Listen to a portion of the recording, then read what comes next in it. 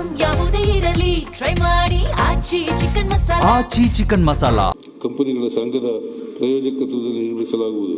ಬೆಂಗಳೂರು ನಗರದ ಸುಮಾರು 1.40 ಕೋಟಿ ಜನರಿಗೆ ಕುಡಿಯುವ ನೀರು ಪೂರೈಸಲು ಕಾವೇರಿ ನೀರು ಸರಬರಾಜು ಯೋಜನೆಯ 1 ರಿಂದ 5ನೇ ಹಂತಗಳ ಮೂಲಕ ಒಟ್ಟು 2225 MLD ನೀರು ಪೂರೈಸಲಾಗುತ್ತಿದೆ. ಇದೀಗ ಜೈಕಾ ನೆರವಿನಿಂದ 6,939 ಕೋಟಿ ರುಗಳ ವೆಚ್ಚದಲ್ಲಿ ಹೆಚ್ಚುವರಿಯಾಗಿ 6 TMC ನೀರನ್ನು ಪೂರೈಸಲು ಕಾವೇರಿ 6ನೇ ಹಂತದ ಯೋಜನೆಯನ್ನು ನಮ್ಮ ಸರ್ಕಾರದಿಂದ ರೂಪಿಸಲಾಗಿದೆ.